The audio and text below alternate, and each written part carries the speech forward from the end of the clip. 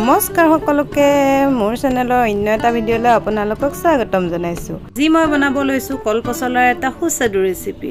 হকচোন এতিয়া দেৰি নকৰি ৰেচিপিটোৰ মাজলৈ যাওঁ।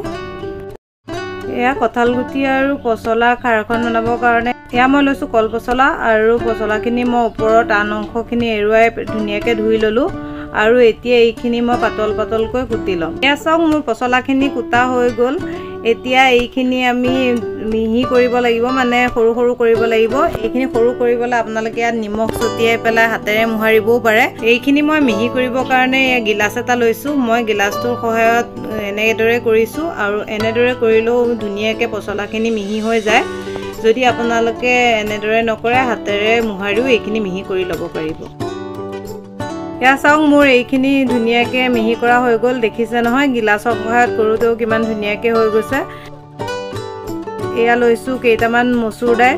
মচুৰ দাইল মই 3 মুঠিমানৰ জোখৰ লৈ পেলাই তিয়াই ৰাখিছিলোঁ আৰু এতিয়া মই ধুনীয়াকৈ ধুই ল'লোঁ আৰু লগতে লৈছোঁ ইয়াত কেইটামান কঁঠাল গুটিকেইটাও মই ধুনীয়াকৈ গুচাই ল'লোঁ আৰু ইয়াত লৈছোঁ কলাখাৰখিনিও মই ধুনীয়াকৈ চেকি কৰি ল'লোঁ। আহকচোন এতিয়া আমি ৰন্ধা আৰম্ভ কৰোঁ। এয়া মই গেছত কেৰাহীটো পাতি ইয়াত মই দি দিছোঁ মিঠাতেল। এয়া মিঠাতেল গৰম হোৱাত ইয়াত মই দি দিছোঁ অকণমান আদা নহৰু থেতেলিয়াই লোৱা। এয়া লগতে দিছোঁ অকণমান নিমখ আৰু অকণমান হালধি। এইখিনি এতিয়া অকণমান সময় লৰাই মিলাই ভাজি ল'ম। এতিয়া ইয়াত মই দিছোঁ ধুই ৰখা দালিকেইটা দিয়াৰ পিছত এইকেইটা মই কিছু সময় ভাজি ল'ম। এয়া মই দালিকেইটা কিছু সময় ভাজাৰ পিছত এতিয়া ইয়াত মই দি দিম কাটি ৰখা পচলাখিনি। এতিয়া মই পচলাখিনি দালিখিনিৰ লগত ধুনীয়াকৈ ভালদৰে মিলাই ল'ম। এয়া মই পচলাখিনি দালিখিনিৰ লগত ধুনীয়াকৈ মিলাই ল'লোঁ। এতিয়া ইয়াত মই দি দিম কঁঠাল গুটিকেইটা। এয়া কঁঠাল গুটিকেইটা দিয়াৰ পিছত মই কঁঠাল গুটিকেইটাও এই দালি আৰু পচলাখিনিৰ লগত ধুনীয়াকৈ মিলাই ল'লোঁ। মিলাই লোৱাৰ পিছত এইখিনি মই এতিয়া ঢাকন দি 2 পৰা 3 মিনিট সময় সিজিবলৈ দিম। এয়া চাওক 2 পৰা 3 মিনিট সিজাৰ পিছত এইখিনি অকণমান জহি গৈছে।